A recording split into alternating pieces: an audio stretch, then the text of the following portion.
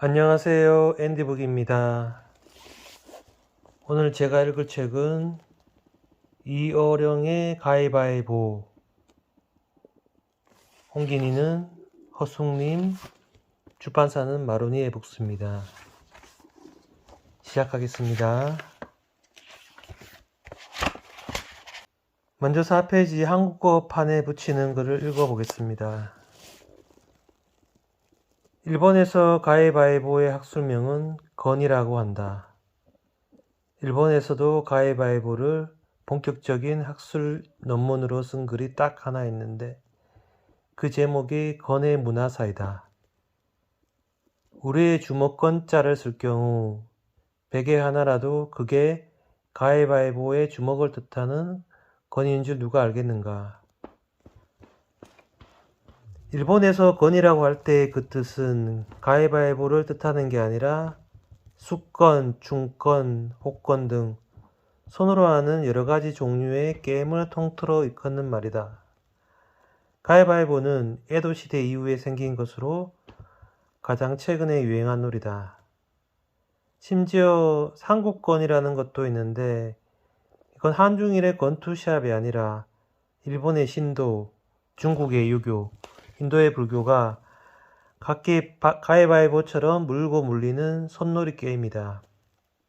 신도는 불교에, 불교는 유교에, 유교는 다시 신도에 지는 순환관계의 가위바위보 구조의 게임이다. 원래 가위바위보의 원형은 중국의 도교 사상에서 비롯되고 그것이 장사하는 상인들 틈에서 숫자놀이 게임의 수권으로 발전, 나카사키 무역항을 통해서 일본으로 수입된다. 그 뒤 이 건 문화가 일본을 퍼져 여러 가지 종류로 낳고 위로는 사무라이, 아래로는 노동층에 이르기까지 선풍적 인기를 끌게 된다.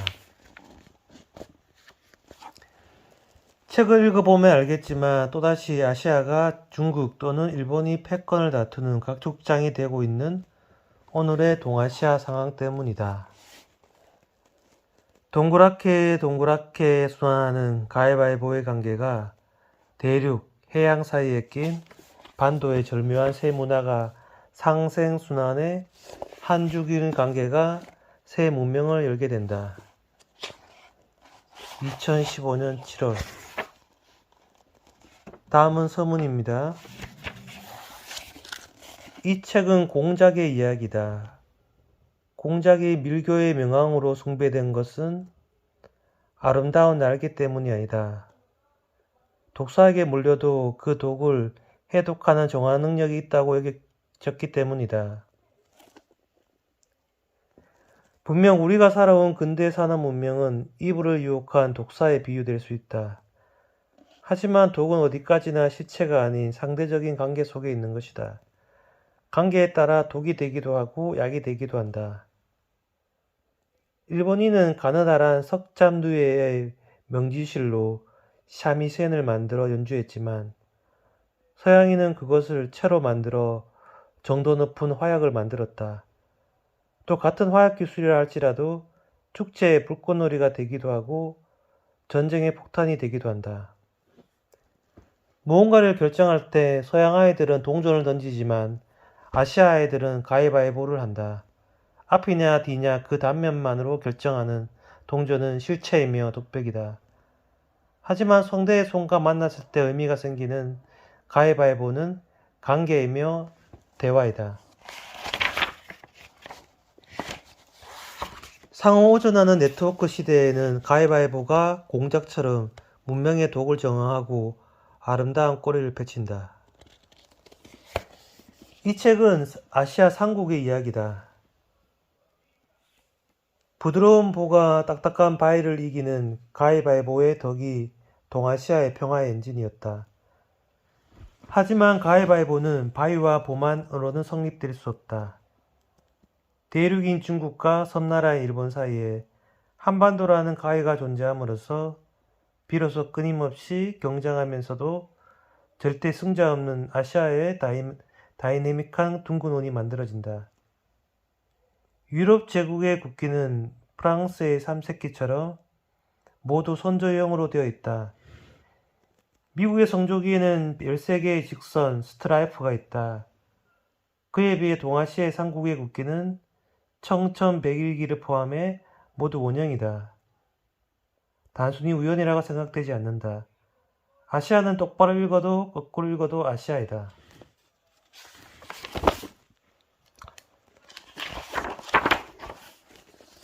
다음은 40페이지 아시아의 지혜의 나무를 읽겠습니다. 옛날에 아시아인들은 사물을 하나의 독립된 개체라기보다는 상호적인 관계로 인식하고 있었다. 그래서 표 파는 곳이나 교과서처럼 일방적인 입장에서 이름을 붙이는 것을 싫어했으며 매매, 교숙 같은 폭화벌을 좋아했다. 또한 그것을 용이하게 만드는 것이 비대칭의 양면을 동시에 포용하는 한자의 특징이기도 했다. 세상 만물은 음과 양의 상보적인 성격을 지니고 있다. 에도 사람들은 지금과 달리 교과서를 쇼바이 오라이나 데이킨 오라이와 같이 왕래 오라이라고 불렀다. 정보사회의 가장 중요한 키워드인 투웨이, 상방향이나 인터랙티브라는 컨셉을 이미 도입했던 것이다. 반드시라고 해도 문제가 없을 만큼 한자의 명명법은 서로 다른 양면을 두 글자로 결합시키고 있다. 알파벳 문화권 사람들처럼 하나의 문을 entrance, 입구와 exit, 출구로 나누어 다른 물건처럼 부르지 않는다. 간단하게 출입구라고 하면 되는 것이다.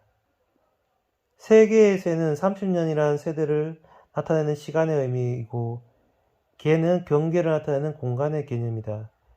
시간과 공간이 두 글자 속에 녹아들어 세계라는 하나의 의가 된다. 공간의 의미만을 가진 영어의 월드와는 다른 것이다. 스페이스와 우주의 차이도 마찬가지다. 한자의 우는 끝없는 공간을 나타내고 주는 무한의 시간을 의미한다. 우주는 무한한 공간과 시간을 동시에 포함하고 있다. 공간만을 의미하는 영어의 스페이스와는 다른 말이다.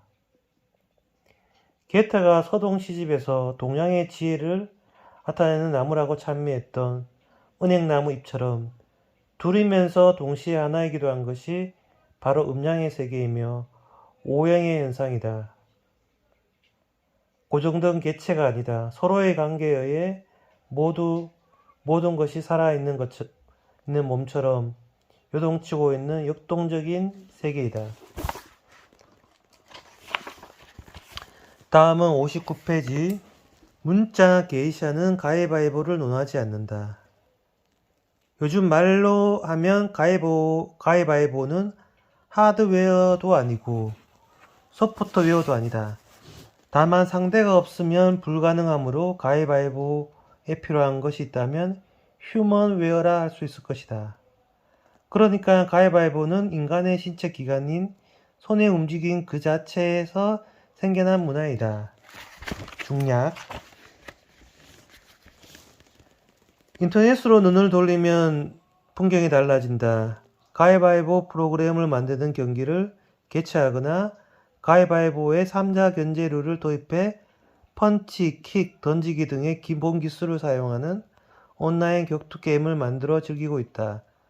가위바위보가 컴퓨터 프로그래머의 관심을 끄는 이유는 그것이 도구나 문자의 아톰보다 비트에 가까운 것이기 때문이다. 2002년 열린 맥월드 도쿄의 컴퓨터 회장을 들끓게 한 것도 가위바위보 대회였다. 린더 칸디 기자는 다음 풍경을 다음같이 인상 깊게 기록하고 있다. 기념품을 배포하는 부스 앞에서도 회장 안쪽의 컴퓨터 판매 스테이지에서도 최신 패션을 몸에 걸치고 회장을 찾아온 오타쿠들이 아나운서의 구령에 맞춰 일제히 가위바위보를 한다. 결승전에서 이긴 사람은 상품을 받고 어시스턴트의 카메라 앞에서 포즈를 취하며 회장 분위기를 북돋웠다. 아이들과 마찬가지로 가위바위보는 인터넷 문화와 친숙한 것이다. 하찮은 것으로 취급하면서도 장깬은 일본어인가? 언제 어디서 시작되었는가? 라는 시시한 질문에 대해서는 웬일인지 수백 명이 넘는 네티즌들이 모여 열성적으로 의견을 나누고 정보를 교환한다. 고작 가위바위보, 그래도 가위바위보라고 말하는 이유를 알 것도 같다. 세계 각국의 가위바위보를 모아놓은 일본의 홈페이지를 살펴보면 어느 언어를 사용하든 어느 종교를 믿든 가위바위보만큼 전 세계에 폭넓게 퍼져 있는 문화는 없다는 사실에 놀라게 된다. 가위바위보 한국, 장겜폰 일본, 차이차이차이 중국, 카이트타시 마카스 터키, 락 페이퍼 시저스 영국, 러샹보 미국, 슈니크 독일처럼 풍부하고 다채로운 건의 울림이 사이버 공간을 떠들썩하게 만들고 있다. 가위바위보 사전에 문명의 충돌이란 말은 없다. 웹사이트 게시판 리포트에는 4천년의 역사를 자랑하는 가위바위보라며 진나라 시황제가 신화와 승부를 했다라든지가 아편 전쟁의 원인이 된 아편 금수 조치를 실행한 것도 중독자 두 사람을 의한 가위바위보의 결과였다라든가 가위바위보 결과가 도요토미 히데요시의 조선 침략이 시작되었다라는 등의 어심스러운 이야기가 마치 동화처럼 전해지고 있다. 그런가 하면 장래에는 물리학, 수학, 철학, 정신의학, 종교, 미학, 경제학, 사회학 등의 모든 학문 분야가 가위바위보라는 기본 원리 하에 통합될 것이라고 예언하는 급진적인 그룹의 사상도 반드시 극단으로 무시할 수만은 없지 않을까라고 주장하며 21세기는 가위바위보의 시대라고 말하는 SF 느낌의 미래학도 눈에 띈다. 중략 페이지 63페이지 문명의 화석 손은 인간이다. 날개가 새인 것처럼 이라고 말하는 시인 제르맹 누보의 말은 단순한 비유가 아니다. 생물학적으로 별개로 보이는 인간의 손과 새의 날개는 원래 같은 기관이 변화한 것으로 상동관계가 있다고 한다. 중량 롤랑 바르트는 일본을 기호의 제국이라 불렀지만 좀 더 깊이 일본 문화를 접했다면 건의 제국이라 말했을 것이다. 노자키라는 건의 명인이 살았다는 옛날 이야기는 제쳐두고라도 TV 프로그램에서 매주 시청자가 가위바위보를 즐기는 모습은 아마 일본 외에는 세계 어느 나라에도 찾아볼 수 없기 때문이다. 게다가 인터넷에는 가위바위보 하기라는 홈페이지까지 있으며 그곳에서는 제1회부터 나왔던 손의 분포를 분석해 다음 수를 예상한 데이터베이스까지 작성하고 있다. 지금까지도 매주 방영되고 있는 후즈TV의 인기 애니메이션 사자의 상의 마지막 장면은 매일 등장한 것도 바로 가위바위보이다. 손에 대한 관심 면에서도 이런 성향을 찾아볼 수 있다. 사전을 비교해보면 서양에 비해 한자 문화권이 손의 의미를 훨씬 더 섬세하게 나누고 다양하게 사용하고 있다는 점이 금방 눈에 들어온다. 그러나 그 한자 문화권 중에서 서적의 대홍, 손책이라는 뜻, 편지를 태가미, 손종이라는 뜻으로 부르는 나라는 일본뿐이다.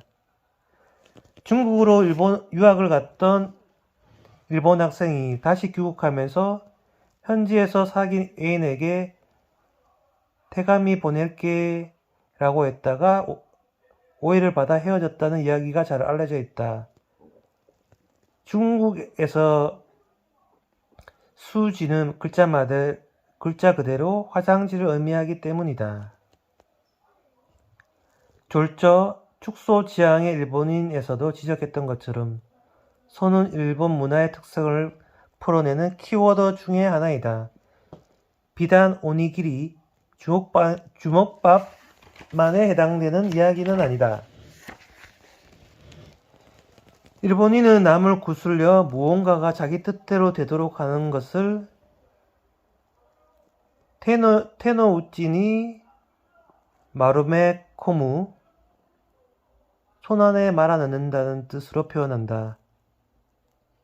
따라서 손 안에 넣을 수 없는 일에 대해서는 매우 니가테, 서툴다 이런 것을 테니 아마르 모노, 손에 넘쳐난다는 것으로 힘에 겹다는 뜻이 되고,